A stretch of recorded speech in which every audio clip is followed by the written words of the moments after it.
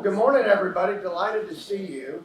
I feel like this should give you a tuition break or something for braving the weather, but breakfast due and hopefully a fun morning. Delighted to see all of y'all. Sincerely, when I woke up, saw the weather, I was like, dang it. But we are filming it, and so we'll push that out to share with the community. And there are going to be other opportunities for the community to hear about what we're doing. But it is a really, really exciting and historic time for Kinkaid. With our all-in campaign, and that's really where I want to start this morning, is just give a quick 3 to 4 minute overview on the building side of things, and then our morning is going to focus on the programmatic enhancements that are coming with the all-in campaign, because there's been a lot of energy, excitement, thought, and planning that have gone into that. I've got some of my colleagues who are going to join me this morning and present as well. So Kinkaid has been talking about a new upper school for a long, long time.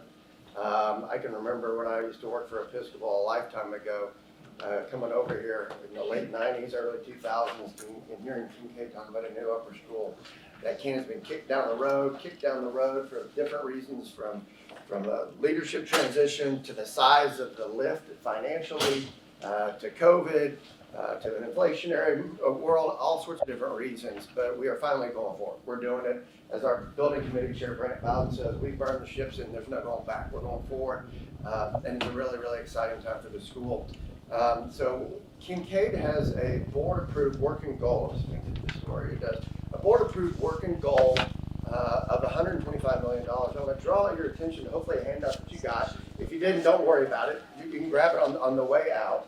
But you'll see it's a nice kind of one-pager of where did that number, 125, come from. The top third up there you'll see is for the buildings itself, kind of bricks and mortar, if you will. Some programmatic pieces there in the middle, financial aid, some endowment, and then our annual giving as well. All added in there comes in with that massive number. I say that number 125 is huge, right? That is a historic number. It almost catches in my throat. The previous largest campaign in the history of Kinkaid, just to give you some scale, was $47 million. So we've named this all in because it really is Kinkaid's final master plan for our campus. We came out here in 1957, and the school's done a great job over the years updating the different buildings to a new lower school in 2001. Shortly before that, a new middle school, student life building, the Cats Auditorium, beautiful facilities. Our upper school, those of you that maybe aren't there yet as parents, I mean, it is beyond its useful life. I've said this joke many times. When I walk the halls with alumni, they'll in the graduating year, they're like, it still smells like 1984. It smells like 1975. It hadn't changed at all. And it just doesn't match the outcome. The teaching excellence that we're seeing, the caliber of our student, where they're going off to college and in the world, it just doesn't match that, and it's beyond time. So our board put all that one-pager together just a couple years ago. And we have launched all in. For our first year, we were in the quiet phase of what we were doing, meeting primarily with current trustees and past trustees, and then a few foundations that have been longtime friends at Kinkaid. And we only went public in October. Y'all might remember, I think it was October 16th, somewhere in the middle of October, we knocked down Harrison House and began phase one. I'm humbled and thrilled to tell you where we are today towards that $125 million working goal. It's a staggering $115 million has already been pledged to that, which is really exciting. So that's the great news.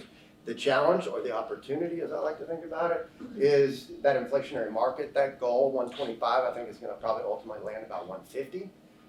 And so we're eager to have the whole community be able to participate, and we're just now in the phase where we're rolling it out to the broader community, opportunities to support it, and just opportunities this morning to learn about it, what we're doing. So phase one was knocking down to the Harrison House and building that monster out front. And you can't drive down San Philippi without seeing that. It's a building that's 8 times the square footage of what Harrison House is, and ultimately downstairs of that new big building out front is going to be an expansion of our lower school.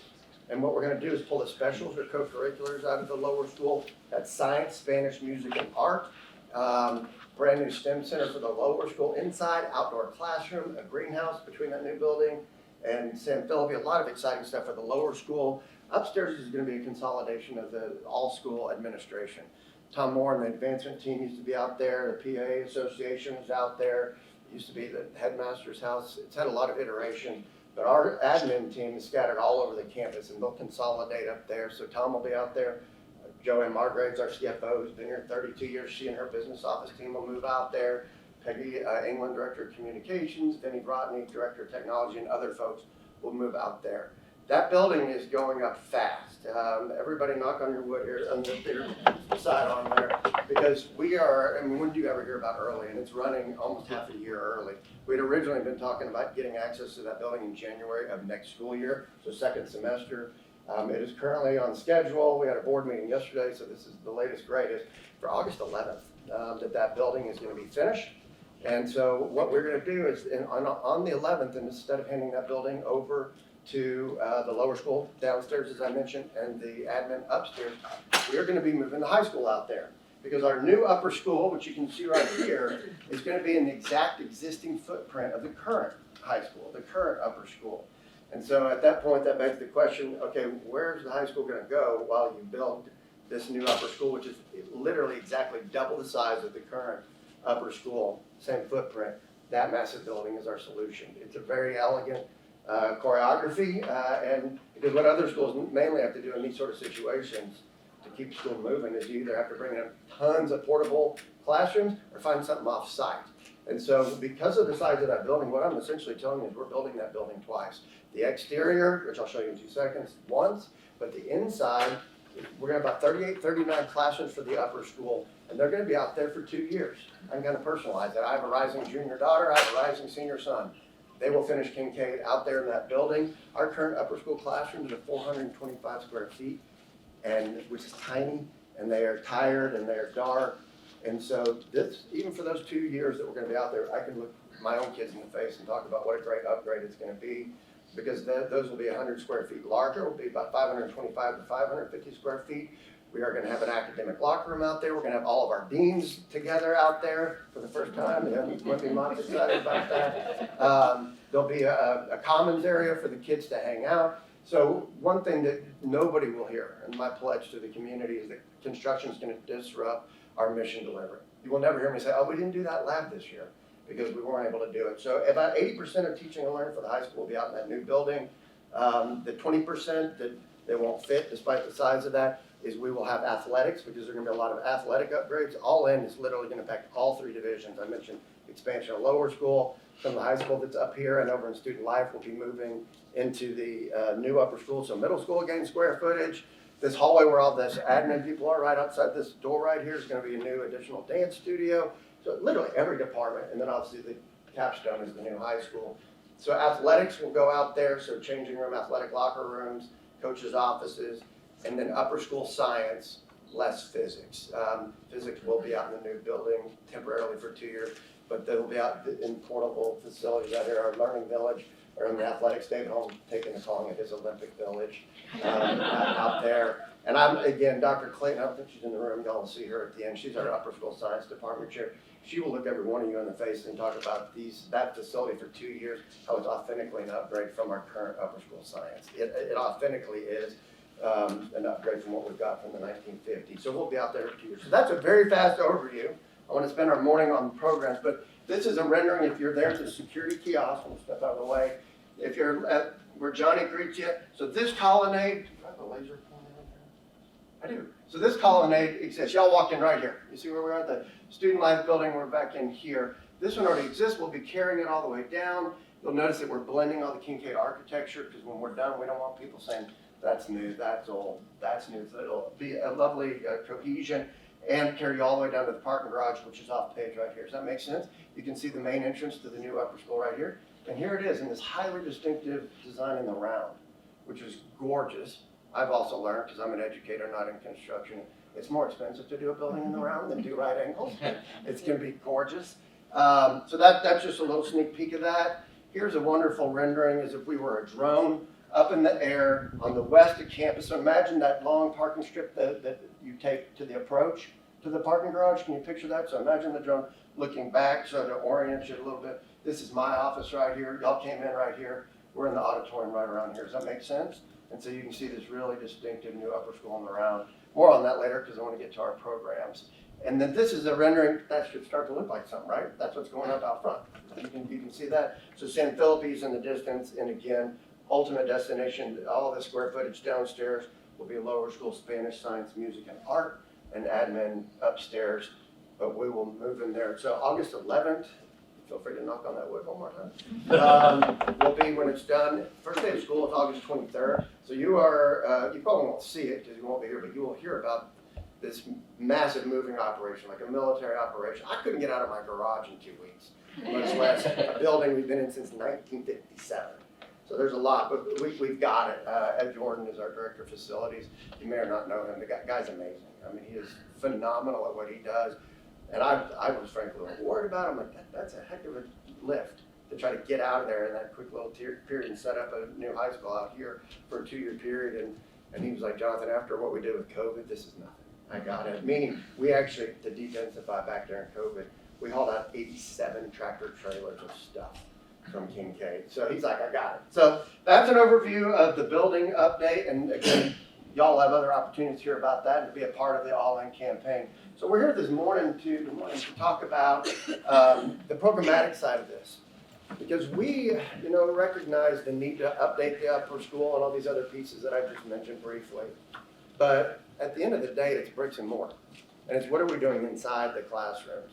I've always said a school will never exceed the quality of its teachers and its programs and its students. And that's what this is all about. And so Kinkaid sees an opportunity to not only do the top part of that sheet, the one pager, which is the facility side, and which is really going to be our final master plan. It's setting Kinkaid up building-wise for the next 75 to 100 years. And that sounds dramatic, but that's true, because we've been in this one we have since 1957, and buildings are a heck of a lot better made. But the middle part of what you see there is our goal to seize opportunity to make sure we are continuing to prepare our students, in particular our graduates, for an emerging world in their future. And so we've seized the opportunity on 3 massive, important programmatic enhancements. So that I say enhancements because we're not taking anything else away. These are things that we're going to be adding. And so I want to just give you, I'm going to speak at a very high level about my vision for this, and then hand off to my colleagues who are going to get much more granular for you on this. So the first one is what we're calling the Center for Leadership, Entrepreneurship, and Finance. And before I dig in, we're known for the 3 A's. This is an incredibly mission-driven school, driven by our mission and our core values. And we all can recite those. But another way to describe what is Kinkaid, if you're a prospective family, I talk about the 3 A's, academics, arts, and athletics. And then we place equal emphasis on all 3 of those. Really equal emphasis in every different way, from the way we elevate them to the way we fund them, budget for them, staff them. The 3 A's, that's Miss Kinkaid's vision, is opportunity. You don't have to be at Kinkaid. You're the jock, you're the band kid, you're the photography kid. You can do it all. But one of the things that I've been working on, elevating, preaching, and intentionally building is the 3 A's, but changing it from a 3-legged stool of 3 A's to 4, more of a 4 pillars of a strong house, is leadership development. And if you actually notice, we launched a new website this past fall, and you'll see those 3 A's are featured plus the L. Go take a look. You'll notice that. And so Kinkaid is known for producing leaders. I mean, you can go look at our alumni and the success, and time doesn't permit, but our alumni are changing the world. But I want to take it to a whole nother level. And for the city of Houston, my vision for this is for us to be known for the 3 A's plus the way we develop leaders in a cohesive way. So that's kind of was my big high-level vision. And so with the Center for Leadership, Entrepreneurship, and Finance, this is actually coming this fall. You got an eye bulge when I said that building's going to be ready. We're launching this program this upcoming fall.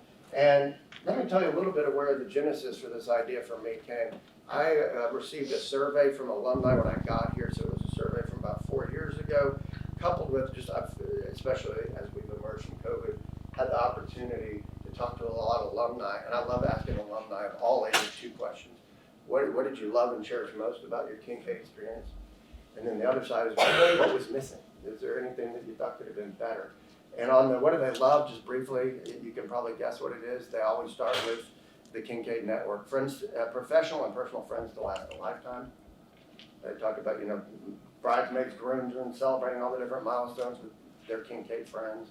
They talk about their time management. They talk about their ability to write and their ability to communicate orally and in writing persuasively. Those are the big ones that we hear. On the other side, it was staggering to me how many alumni, but particularly our alumni in their 20s and 30s, who said, I wish I'd gotten a little basic business acumen, a little bit of some principles of financial literacy.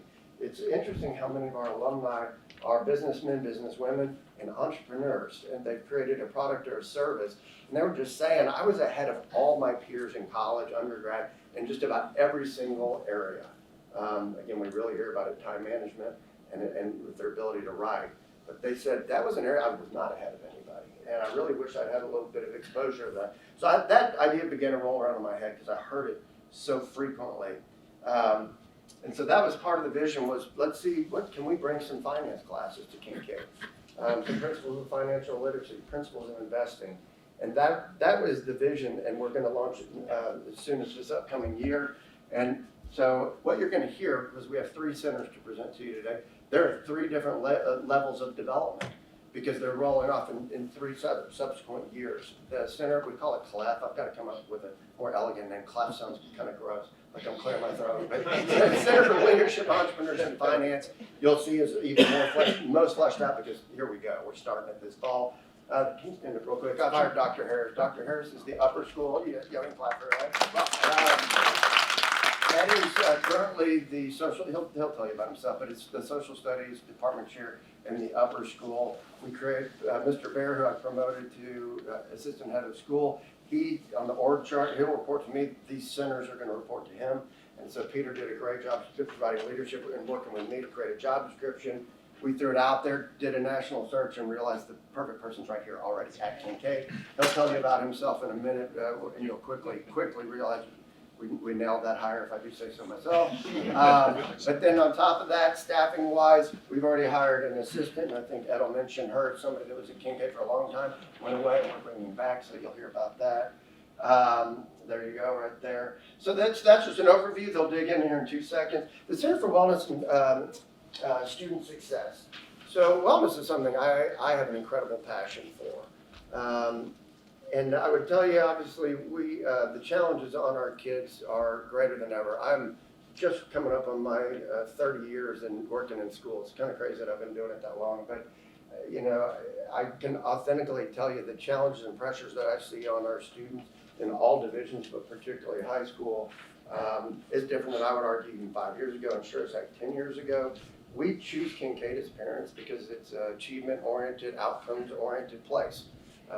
The place just reeks excellence, but at the same time, it's a pressure cooker, right? I worry about sleep for my own children. I worry about the stress on these. We have all this great college admissions, but it's competitive. There's a lot of stress that comes with that. Then you throw in the impact of social media. Mr. Behr is going to talk about that here in just a few moments. On top of all the other normal tried and true pressures on kids from dating, driving, drug and alcohol education, peer relationship, healthy relationships, and then the stress of being in a high achievement powered academic environment. And so we do a very good job at Kinkaid with that. And I have had the privilege of working in other great schools, so I am able to compare. And I think we do an amazing job. I see a lot of my counseling colleagues are over here to my left and your right. They're the best out there. And we had student suicide in December that you all know about, and I got to see them in action, and it also just squared my shoulders about the importance of wellness. So the vision that I have here in this center is to make sure we are coordinating scope and sequence of how do we support kids in every way in their wellness and in their success at Kinkaid. Because that'll look different for what a pre-K kid, what does he or she need in 4th grade to be happy and healthy in mind, body, and spirit? What does that look like in 6th grade? What does that look like in 9th grade? And what does that look like in 12th grade?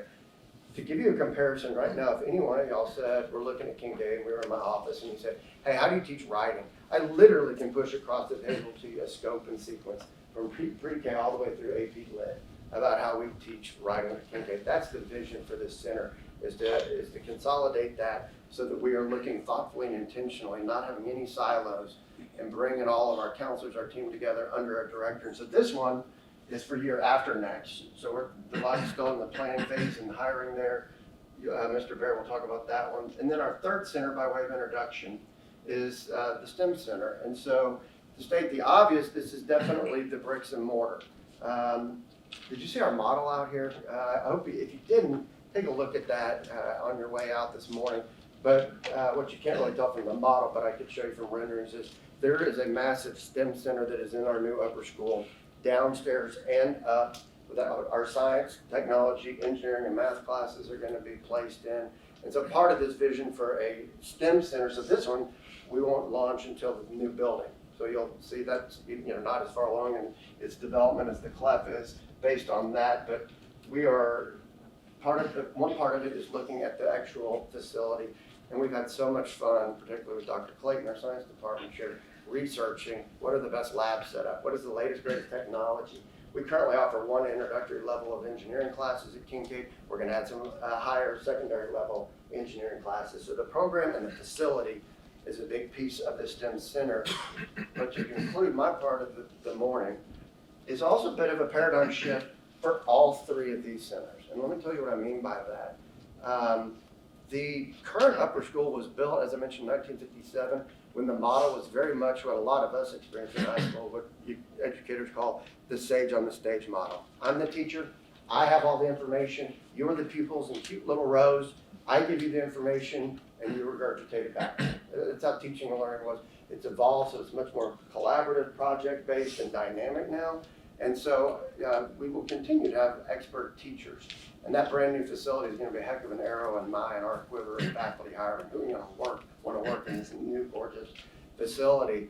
But our vision, the paradigm shift a little bit, is in these three centers. Yes, you have Dr. Harris, our newly hired assistant director. We'll hire a school director of wellness and student success, and we'll hire a director of the center. So we'll fill in the equivalent of ed for these other two. But we are going to leverage the Kinkaid network. Let's start with STEM. Here in our parent community, our grandparent community, and our alumni community, we have some of the top minds in the STEM fields in Houston, Texas. We've got the Med Center here. NASA's literally down the road. And we have so many parents who will be so eager to come in and partner with the teachers. So that model of just the teachers up here with the information. But a big part of what we're going to do is leverage the Kinkaid network. And so that if we're doing a particular unit in a science class, and maybe we've got a parent who's a radiologist, and we'll bring in that person. It could be for a day, it could be for multiple days, but we're going to leverage the talent in our community and partner with our current faculty in these three arenas: ditto, wellness and student success, and even entrepreneurship. And Ed is going to talk about that we have some amazingly successful businessmen, women, and entrepreneurs at Kinkaid, and bringing them in, which also helps community, by the way. Bringing in outside our parents, our grandparents, and our alumni, and there's been great enthusiasm for it. And then my last slide, and I'll hand off here, is about advancing, Peter. Okay. So we, as I mentioned, are really just at the beginning of the fundraising phase, but look how well it's already gone. And again, you'll see these are baked at three different levels given the timing. But this CLEF is rolling out this fall. 3.88 million we've already raised in support of the Center for Leadership, Entrepreneurship, and Finance. 3.5 million is endowment for directors. So there's some job security. We got you covered. Thank you. And then all three leadership, entrepreneurship, and finance teaching positions have already been paid for as well through endowment. So we've got the leadership and the staffing of it. And our original goal was $2.5 million. It tells you the enthusiasm the community has had for this, adding this coursework. And then the design lab and our CLEF classroom have already been named. You'll see some drawings here in a second on what that space will look like potentially. Center for Wellness, we've raised $1 million there, 250 towards endowment towards it. Still have a fundraising goal of 3.5. Again, this is a 5-year campaign, just so you remember that as we develop the programming and raise the money. Center for Science, Technology, Engineering, Mathematics, 2.6 million raised towards it. And 2 million is endowment for that director yet to be hired. Fundraising goal of $4 million. So let's get even more granular. And I'm going to hand off to Mr. Behr to kick us off, and then Dr. Harrison's got a great presentation, and we'll circle back to STEM and wellness. So, all you, Peter. Thank you. Good morning, everyone. Thank you. And as Jonathan said, I'm Peter Behr. I'm currently the head of the upper school. Will be the incoming assistant head of school next year. And Ed and I are going to talk a little bit about the Center for Leadership, Entrepreneurship, and Finance. And then I will continue on and talk a little bit more about the Center for Wellness and Student Success and the Center for STEM. So look forward to sharing all that with you this morning. So let's start off. Let's see if it's working. Yeah, it is. Great. So all of these centers were listed online, and they were part of the All-In campaign. And so they all had their origin in a lot of the work that was already put in a couple of years ago by Jonathan and then by the board and by others that are really designing and developing our All-In campaign. And so you can find this language on our website currently, but that was the nexus of it. And then there's just a lot of pieces that we already do at Kinkaid within leadership, within some of these areas. And so bringing all those people to the table was essential to begin this process. And so bringing Ed to the table, bringing our positional leader experts, which include Erica Behr, our coordinator of student life in the upper school. And by the way, I'm going to be kind of upper school centric with this particular one. We are starting in the upper school and looking at how we can then build synergies within middle and lower school. So you're going to hear a lot more upper school right now about this particular one. But also had Clemmy Mott, our head dean, in these meetings. We also worked with our Friends in Advancement, with our alumni group, in order to bring in some synergies. And you'll see all these pieces kind of working together, being wove together to build a really cool center that we're really excited about starting up next year. So one of the first things we did was came up with a position kind of statement, a statement of what is our purpose for the center. And again, it's going to have a lot of synergy with our mission as a school, because it should. It's designed to be part of our mission, designed to be part of the school. But really, it is helping our kids, again, lead, serve, and become contributing citizens. That is the main goal.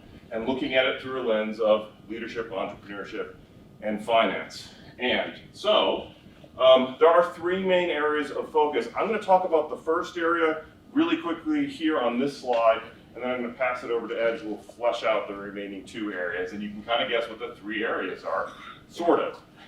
Not exactly, but kind of true. The first is this idea of leadership in action. We already have a lot of leadership in action at Kinkaid. That includes all of the boards that our kids are involved with, the leadership boards. We have a fine art leadership board. We have a student athlete advisory committee. We have a fine art, I think I mentioned fine art leadership board. We have a diversity leadership board for our kids, and lots of ways of getting involved, including governing council, right? Our student government. All of those are positional leaders, and so that's the part that's rolled into this. We also have a really amazing career development internship program that our seniors take during interim term, right? So how do all these pieces work together? Well, the career development internships is not new, but what is new, and working with our alumni, are summer internships. And these are for rising seniors to get some exposure. Shorter internships, lower stakes internships, half day, 1 week internships that our rising seniors will have the opportunity to get involved with, make some connections, perhaps develop into that senior development internship, the career development internship during our interim term, and really just get a sense, maybe take different ideas. Maybe you're interested in medicine and maybe in finance, and you want to figure out which one is best for you. You can actually dabble a little bit then, and not just have one shot at it. So that's new, and it's starting this year. We have around 60 kids that have already signed up for this summer. Our current rising seniors are doing that. So that's one of the new pieces. You'll see those in red with the asterisks next to them. We are going to enhance our positional leadership. I was talking about that earlier. Again, these are our student governments and our leaders in boards. Part of it has to do with an orientation. You may not know this, for a while we've been bringing in guest speakers on leadership for these positional leaders. They actually are required, students are required to come to these are before school starts, and we do work with them and train them in leadership, but we want to enhance that. And part of that enhancement is going to be leveraging some other aspects of this particular center. One of the aspects of the center that Ed will talk about are some seminars that we're going to have, leadership seminars. And so we're going to require some of these students in positional leadership positions, if you will, to go to these seminars, learn a lot more about leadership, learn more about themselves, and learn, obviously, how to be better leaders here at the school. So the next two centers, the next two areas within the Center for Entrepreneurship, Leadership, Entrepreneurship, and Finance really come down to teaching and those seminars. And so I'm going to let Ed come on up, and he will share you a little bit more of that, introduce himself maybe before we go into this. Great, thank you, Peter. Real pleasure to be with you this morning. Many of you I know from my 16 years here as a teacher in the History and Social Sciences Department and Chair of the Department for the last 13 years. I can't thank Jonathan and Peter enough for the confidence that they've shown in me to invite me to serve in this position as we get this incredible center going. And it's exciting for me because I'm actually about a decade, and on the side at home, major part of my life was my wife in grad school, dropping out of it, actually leaving before her. She completed her PhD to start a company, a consulting company. I've been on the entrepreneurial side vicariously, very intimately with her experience as she started her company, and was ultimately, her company was acquired by Deloitte, and that actually got us here to Houston in 2005 when she was transferred down to Houston as Deloitte's managing partner for the Mid-America region and as vice president of the company. I had just finished the AT&T SBC Southwestern Bell merger and was looking for something to do next, as I'd taken the change of control early retirement package and gone home and thought this is my time to get back to teaching. And I was talking with various universities around town, and Don North invited me to come over and teach government. And three of my four kids were here at the time, and I followed them here. Spent very little time with them. While I was practicing law, I got their permission to come, and I've had an absolutely delightful time being able to spend time with my four children, who are all Kinkaid grads, and to also be able to continue working with many of your children. And so to have this opportunity to bring so much together from my life experience at this time in my life is just tremendous. We are, as Peter and Jonathan have said, putting three distinct programs together: leadership program, entrepreneurship program, finance program, and wanted to talk about each in turn. On the finance part of it, which we're rolling out this next year, we are going to be putting together new courses. We've actually hired, in addition to bringing Jennifer Keller back to Kinkaid, who is here as the student life director and cheerleading coach, and has been an integral part of the community for years. She's coming back as the assistant director of the center. Martha Kirkwood is moving over from being the director of the interim senior internship program to be a full-time member of the program, where we've also hired a new faculty member who will be teaching the economics class we're adding, which I'll be teaching in the fall and spring, this fundamentals of business and finance class. And in interim term, we'll be offering principles of investing class, where we are bringing in professional investment advisors, experts in the field, to teach the students the principles of investing. And we are putting in place the opportunity for students to apply to and serve on a student investment committee. These, under Jonathan's direction, the board has authorized our student investment committee to work with the Kinkaid endowment committee, and the students are going to have a student portfolio, and they are going to be able to manage a portion of Kinkaid's endowment. The new building will enable us to bring on the entrepreneurship program, and with our designer lab and maker spaces, we'll be able to bring on that program with new courses and opportunities for our students with regard to entrepreneurship. And then we have the leadership seminars that Peter alluded to.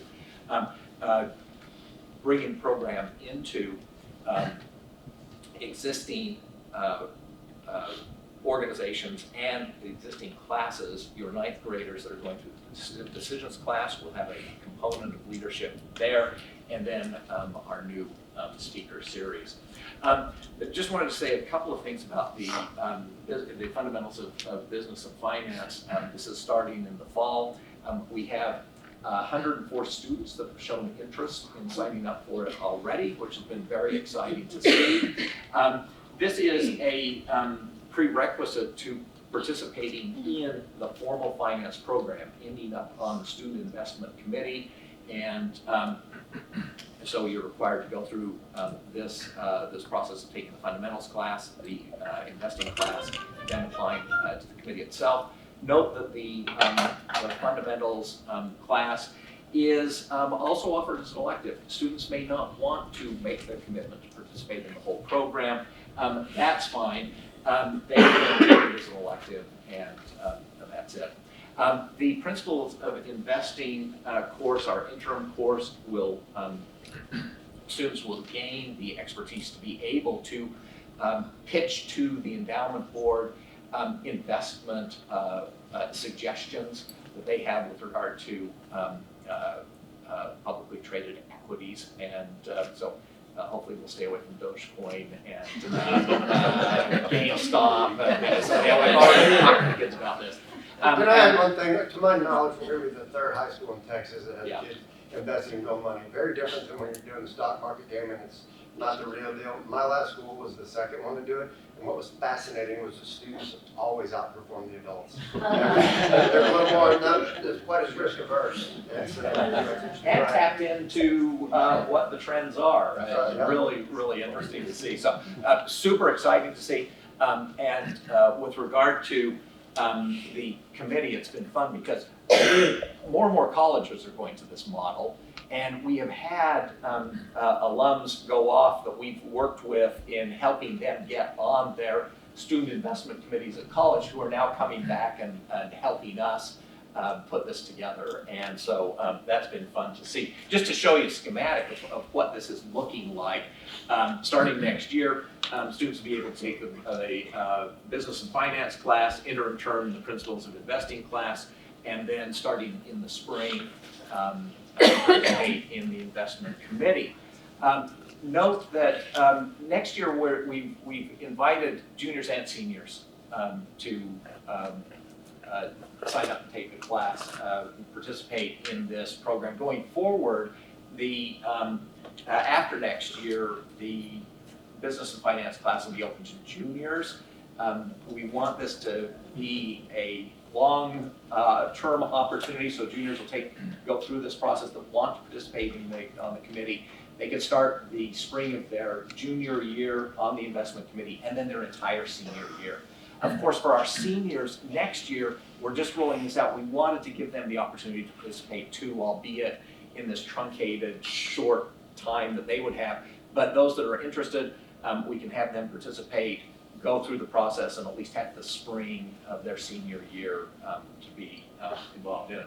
Just an outline, we've ordered the books, we've got the curriculum together on what we're looking at. The business and finance class, finance in its broadest terms.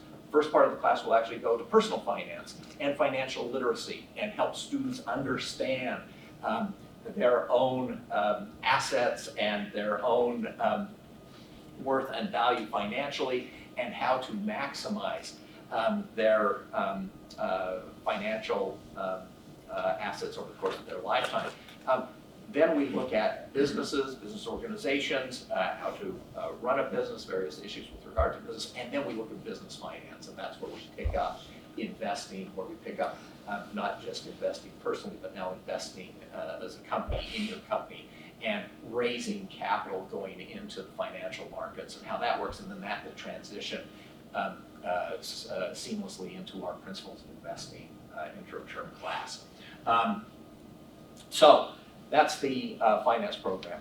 After we have the new building up and our design lab and maker spaces in place, we will roll out our entrepreneurship program. The entrepreneurship program will actually bring in 2 new classes for our students. Again, the junior year class and a senior year class. The junior class will be an incubator program, which will take, the first year we'll, again, I'll offer this to juniors and seniors, so everybody can have at least a shot at it before they leave. And then going forward, the incubator class will be a junior class. The class will get students from ideation, I've got a problem, here's a solution with either a product or a service that I can bringing to the public, all the way through to the end of the year. We go through all the steps of the process. End of the year culminates in a Shark Tank pitch session. And we invite parents, family, friends, grandparents in. And we will also have members of the financial community. And so that's the first year. Second year, those students that get to a critical point will set the threshold of what the point is. Ideally, some basic funding. They can spend their senior year getting their product or service to market. And just to show you the curriculum, this is our 11th grade incubator curriculum. We are working with Uncharted, Uncharted Education System, the incubator EDU program out of Chicago. These folks are fabulous. They're in over 300 schools around the world, and it's a fantastic curriculum that we can plug and play for us.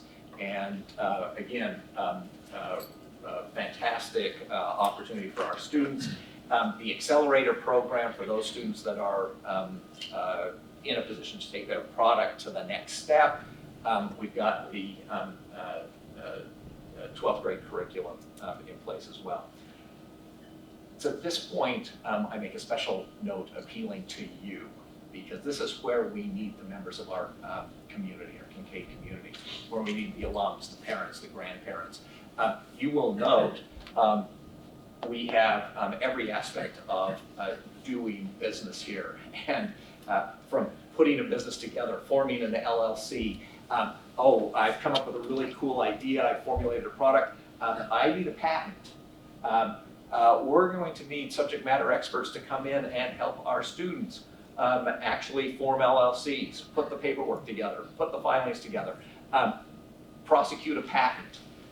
Note the students will keep the intellectual property themselves. It's not going to Kinkaid. They invent something, they're taking it with them. And we will help facilitate that so that they can take that with them. The idea here is that we need your support to come in as our subject matter experts and help us teach the curriculum where you have expertise from your professional life. We will also need mentors working with our teams as they go through the process. So this is where, as Jonathan was mentioning, the community and the classroom rubber meeting the road. This is exactly where it's at. We're working with Behr, who is famous for articulating the lean startup model. We can get the kids going on their ideas and getting products to market within a 2-year period, and his model professionally works fantastically well for us.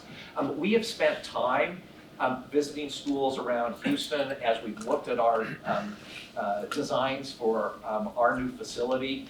Spent some time in Austin at the Westlake School, which has one of the premier incubator lab spaces going. It was fun to see what they look like. So I give you some pictures here, but imagine even super cooler is going to be to that. So yeah, this is all interesting and fun, but yeah, we're going to take it to the next step. So we've got the space, we have the presentation space, the students have to report on a regular basis how their projects are coming. They're also practicing to give their pitches in the Shark Tank. You'll note how and this is how our design lab will be set up with huddle team spaces around the room, fully automated for the students to work at. When the students come into the incubator lab, they are coming to work as opposed to coming to class. And that will be the mentality mindset that they will bring. Workspaces to be able to work together and then interact with each other. We will have conference rooms, breakout rooms. We have a super cool lounge area with our large conference room that will be in the new space. Tremendous facilities that our students will be able to work in.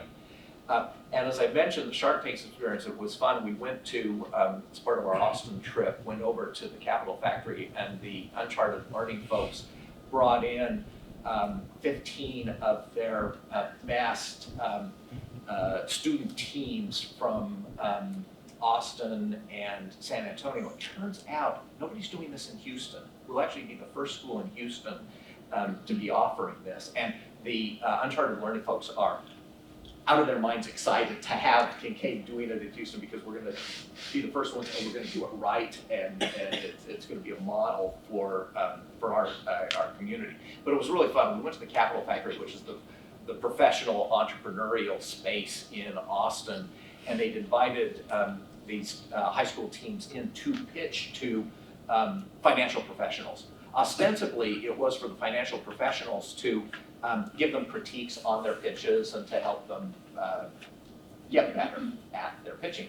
Turns out, 2 of the teams, by the end of the day, actually had the judges get their checkbooks out and give them money and say, we're financing you. This is a winner.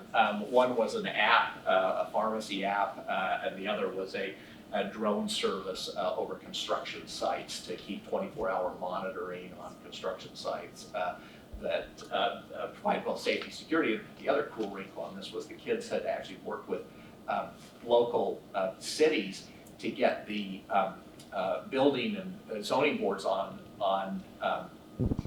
board, so that they could actually do inspections on the sites from the drones without actually having to send out the city personnel to do the inspections to see how things were coming on. And everybody was excited about it. So that is the entrepreneurship program, and we'll be rolling that out with the new building. Third and finally, we have the leadership program. And the leadership program is going to be open to, we've talked about how we're incorporating leadership into the whole upper school experience. With regard specifically to the leadership program, this will be for juniors and seniors, and they will be able to participate, this is again an elective, participate in a leadership series where we'll have community speakers coming in, Kinkaid community, broader community, eventually national community, notable figures coming in to work on principles of leadership, and not just in business, not just in finance, but leadership generally. And we will look to bring in leaders from all walks of life to work with our students. Our juniors and seniors will be able to participate in this. There will be requirements of participating in so many seminars. They will also be able to, and these are some of the topics that we've looked at addressing right from the outset. Be able to learn about, from the best, how to incorporate leadership skills into their lives now and then grow for the future. And additionally, work on those skills through our additional programs, which will require them to actually show their ability to develop the skills through public speaking themselves, working on interview skills. Which will be vital, not just for the college application process, but ultimately for all of their experiences through college, summer internships, and then ultimately the professional employment. For seniors, we've got additional seminars that we will bring online, which will once again scaffold the program in a way that will develop and develop their skills and abilities and give them the confidence to go forward from Kinkaid and be successful leaders in the world. I want to end on something that is very, very close to my heart, that Jonathan and Peter are in total sync with. And these are the core principles that we see as grounding the Center for Leadership, Finance, Entrepreneurship and Finance. The first one is the principle of inclusion. We are welcoming everyone into the center and making a conscious effort to make sure that every student sees in the people that we bring in his or her future self. And so we're conscious of that, and as we're going out right now, Martha and I have been working on our leadership invitations for the Leadership Seminar Series starting in the fall. Our principle of inclusion is at the forefront of our considerations. The second underlying principle is that of empowerment. And this goes for all of our students, but especially for our young women. Making sure that our young women are graduating from Kinkaid with not only the knowledge and abilities to succeed, but the confidence to succeed, and the strategic understanding about how to not only get in the room and be at the table, but in Sheryl Sandberg's phrase, lean in and actually be part of the decision-making process and be making a difference. And I can tell you once again, I'll talk from personal experience, having seen my wife go through a 37-year professional career where she started out as the first female partner in the New York City office of her company with 100 male partners, and having seen the challenges of women in the workforce over the last lifetime. Yes, we've come a long way, but as a father of 3 daughters, we've got a long way to go. And I want to make sure in leading the committee and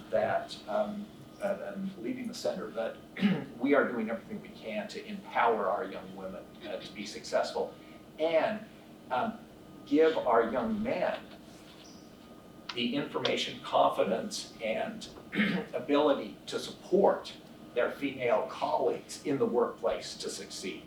And then finally, I'm a big fan of Adam Smith and the free market. Nobody reads The Wealth of Nations, everybody waves it around, but it's really important, and the free market is great. We love capitalism. What's really interesting is we had 17 years before Adam Smith wrote The Wealth of Nations, he wrote The Theory of Moral Sentiments. He was first and foremost a moral philosopher. And his moral philosophy stated that, and his view was, you know what, we need to be prudent, take care of ourselves, be smart for ourselves, and be able to make rational decisions for ourselves personally and in the public space. We need to act with justice towards others, and then we need to have the virtue of beneficence. Beneficence, a caring for others. And it's really interesting because when you read the 2 books together, it turns out Adam Smith tells us capitalism doesn't work, the free market economy doesn't work unless you have people that have a sound moral compass actually in that economic system, working together. And we're going to send students out of Kinkaid that are what we're going to call enlightened capitalists, that have the full Adam Smith program, a recognition of the fundamental principles of morality and virtue that actually make our capitalist free market system a vibrant force that it can be, to make it better and making a change for the world. And it's a delight to be a team player with you on this team for your children, to have them have what we see as an incredible opportunity to experience over the next several years. Thanks.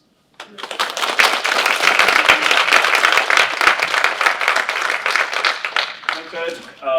And now just a little bit more about our wellness and our STEM centers. Again, these are under development and will be coming, and we'll have similar levels of development as we move forward. But just a few little snapshots of inkling of where we are going. And again, what's online in terms of our all-in campaign about why we are choosing STEM and how wellness. We're doing wellness first. Why we are choosing wellness and how it fits with Margaret Kinkaid's vision for the wholly, as it says, healthy child, and rising them to new heights. And so this is just looking at our programming that we have, adding some additional programming, but also enhancing many of the programs that we already do so well here at Kinkaid. And just kind of to share some of the national, not just Kinkaid, but national background of what's happening in the world around wellness. And maybe many of you are familiar with this recent survey, the CDC Youth Risk Behavior Survey that came out just a little bit ago, where it says almost 30% of high school girls considered suicide, 14% of boys considered it in the last year, and almost 60% of upper school teenage girls said they felt hopeless. and again, 30% of boys. And of course, this hits different populations differently. We have those populations here at Kinkaid. It's more common in those who do not identify as heterosexual or gender conforming. And it also is significant, there was a significant increase over time for those that are Black or Hispanic students at schools. And so this is what we're trying to obviously prevent, this increase here in our population at Kinkaid. This is what we're trying to help with in our population, even if we can't prevent it. And so I'm going to share with you a little bit of data from Kinkaid, something that's very, very recent. And because really we want to have a baseline of where are we right now. That's our first focus. That's the focus that we are in right now. And in 2021, in the spring of 2021, we gave the Challenge Success Survey. Challenge Success is an organization out of Stanford University looking at overall student wellness and engagement in schools throughout the country. A lot of public schools, a lot of private schools. It was featured back in 2021 on NBC Today show, kind of had a big series on it. We gave the survey to our kids. We were giving a student engagement survey that was not giving us data that was really as helpful over the last couple of years, and so we switched to this particular survey. And some of the questions that they ask, and I'm showing you our current data and the data from 2021 about our students, the one who just took this about a month ago. 38% of them reported missing a day of school for health or emotional problem in the last 30 days. It's up from 2021. 87% had a stress-related health symptom, most commonly exhaustion, difficulty sleeping, headaches, up around what it was, around 89% in 2021, so roughly the same. Heartening, because we've done a lot of work on that this year in particular, and we've talked about it over and over again about making sure that our students have a trusted adult to come to for a personal problem. That number is up to 84%. It's heartening, it's not where we want it. We want it to be 100%. It's not, but it is up from where it was 2 years ago at 75%. So we're moving in that right direction. We want to keep moving in that direction. And our plan is focused on researching the best practices that many schools are doing. Exemplary programs, Princeton Day School, John Cooper School has a great program we just visited just recently, and bringing some of those great ideas, great programs to Kinkaid to help our kids. Oops, oh, my block. There we go. All right.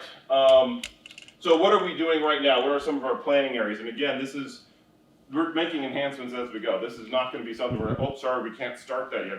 Our kids can't be well for another year and a half. We're doing that now where we can. And so we're looking at the topics that we have in the current courses. We have that decisions class that even Ed mentioned within leadership. It originally was called Decisions for Healthy Living.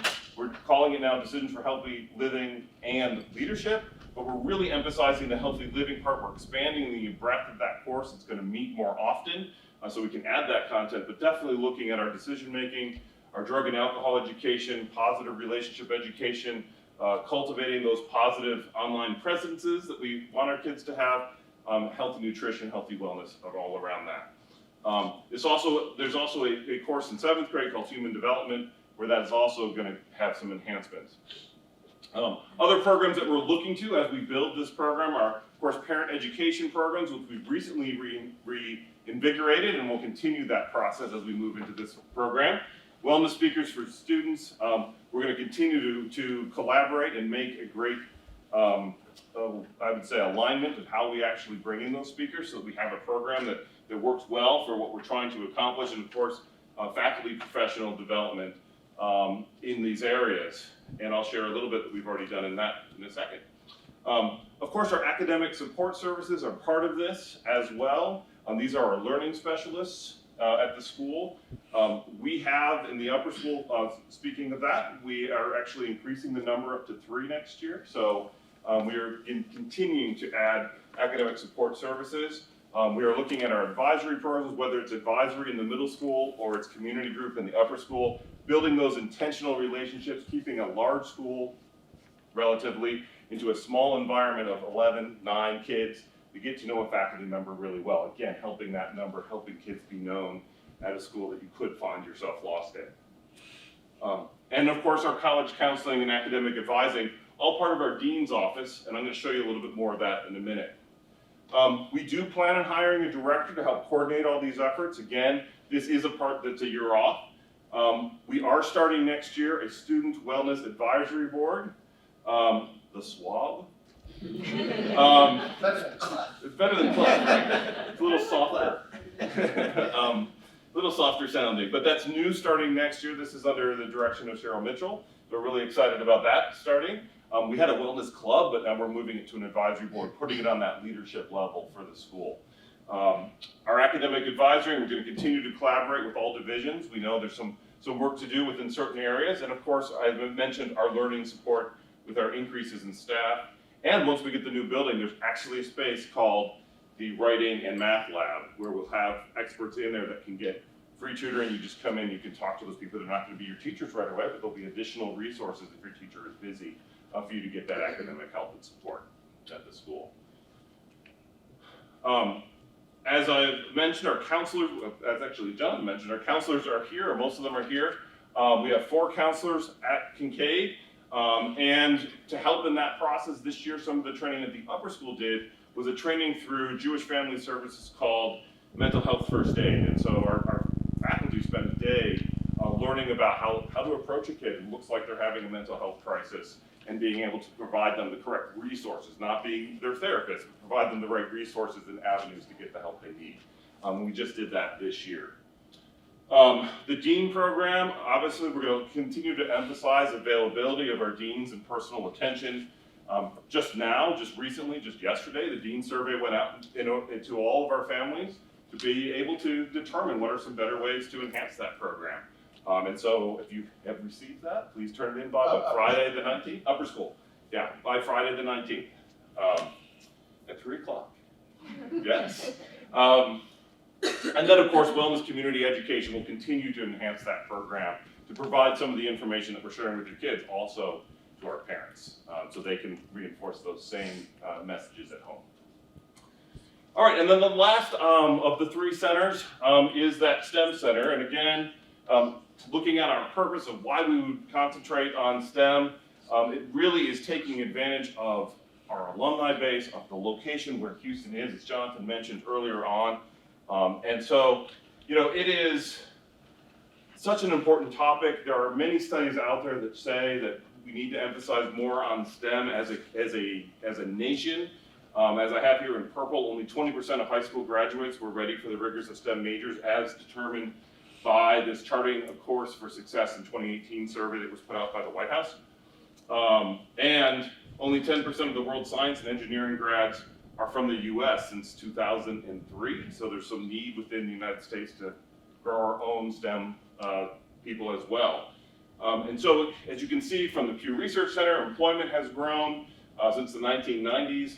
This was in 2018. They've grown 79% since the 1990s in 2018. And of course, computer jobs, as you can only imagine, just have exploded over time in terms of the numbers that are available.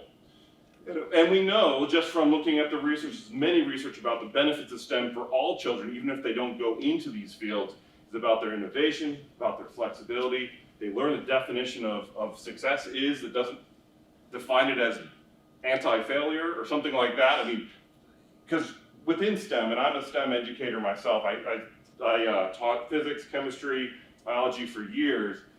You know, you do see failure within STEM all the time, and then you reevaluate, you try to find a new way to make it happen, and eventually you reach some level of success. Maybe it doesn't go all the way you thought because you didn't know what it was to begin with. You're investigating, you're doing inquiry. And so that critical thinking and inquiry does come from STEM education. And of course, technology and literacy of data, right? Lots of data coming at people, and understanding how you actually capture data, how you analyze data is essential, even if you don't go into a STEM field these days as consumers of information. So some of our early planning is, of course, the building. A lot of it has to do with the building because we need some of these other spaces to really enhance what we currently do. So there's a STEM center in the upper school. It's going to have new lab classrooms as well as resources for students to do independent research, like actual space and facility for them to keep their stuff set up and do their research instead of maybe at home in their bedrooms. They can do it here at school. And we'll have rooms for specialized equipment, tissue culture hoods, things that can really be used for this research. There'll be some new science spaces in the upper school. Jonathan mentioned that we have a greenhouse as well as an outdoor science classroom, as well as STEM spaces in that first floor of the new building coming across the street. Lower school. Lower school, sorry. The lower school coming across the street. And then we're looking at a director for the STEM center itself, and that's coming again in 2 years from now. And they'll be looking at the efforts in aligning us, middle school, lower school, middle school, and upper school together. Looking at publications, guest speakers, etc., bringing that to the community. One of the pieces that we've already brought in class this year is a device called the Anatomage, and you can see it here in these pictures of kids interacting. It's essentially a virtual dissection board, but it's way more than that. It can lead you through labs, it can lead you through discovery experiences, and here's an example of the kids using that piece of equipment. We actually brought it here for you. You may not have seen it on the way in, but it's here on the way out. And so on your way, you might want to see, and Sonia Clayton is here, and she's going to be able to, if you're really interested in this, lead you through some demonstrations, some pictures, and some of the analysis. But it's, how many thousands of pictures are on this thing? Do you even? Like there are 4 cadavers, over 150 animal dissections, and then over 3,000 case studies. Like they can actually look at what an aneurysm looks like, what our specific cancers look like, and then just go in depth study them. So that's Sonia Clayton, our science department chair in the upper school, and she's brought it to us. And she, I mean, I don't know about you, but I've been watching Grey's Anatomy for years. It was on the show last week. They actually had one on the show. So anyway, it is medical grade. It is there. I'm not saying they're actually medical grade at Grey's Anatomy. I couldn't tell you. But in terms of actually using it as a device, it's around pop culture as well. So These sort of resources, these are distinctive. It's medical schools that have these in Houston. Take a look. Even though I know we're getting over time, check it out on your way out. It's really exciting. My daughter's in that photo there on the right. She was in Dr. Clayton's, or is in the research class, and she wants to be a doctor because in part of this woman and exposure to this sort of technology. Yeah, so just a snapshot of what's to come, and we have a little vision of the future right out there for you right after this. So again, we want to thank you for coming and spending your time with us this morning on this rainy morning. Really appreciate, again, your attendance, but any questions you might have, and of course your support as we move into these ventures, because it's going to take all of us, because we've got that community component to really enhance this programming. I just want to add my gratitude. Again, that Center for Leadership, Entrepreneurship, and Finance rolling out right away. We'll keep you updated on the further, on how robust we get the wellness and the STEM. But we're trying to give our graduates a leg up. Continue the excellence of those 3 A's, the leadership development, and some really exciting enhancements that we think are going to be a difference maker for their success when they leave the gate to Kinkaid. So we'll hang out for questions. I know we're a little bit over time. Can I get you, Dr. Harris, in 30 seconds, because we're out of time. One other piece that wasn't mentioned that I think is a really neat thing is his presentation talked about what we're going to be doing for the high school kids.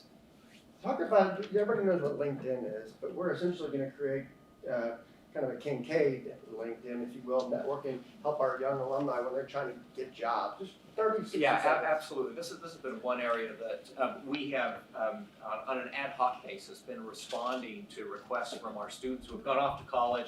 The hardest internship to get is between first and second year, freshman, sophomore year in college. And especially for our students that are away and their career centers don't have ties to Houston, and we would love to get them back to Houston. And so you've seen our senior internship, intern program. We've now got our Rising Senior Summer Program. The next piece of this is institutionalizing a program where we can actually provide support because of our community, Kinkaid community, for our students to get them good opportunities to come back to Kinkaid. And also to institutionalize. It turns out that we end up spending a lot of time writing not just college recs, but with our connections to our students over time, law school recs, business school recs. We're formalizing that process for our students to put that Kinkaid team in place for them through their college experience as well. So, career support, launching a career, so it isn't just about Kinkaid now, but when they leave our gate. So we're over time. We'll be around if you want to ask any questions. Check out our model and check out the Nautimage machine on your way out. Y'all have a fabulous day. Be safe out there in the rest of the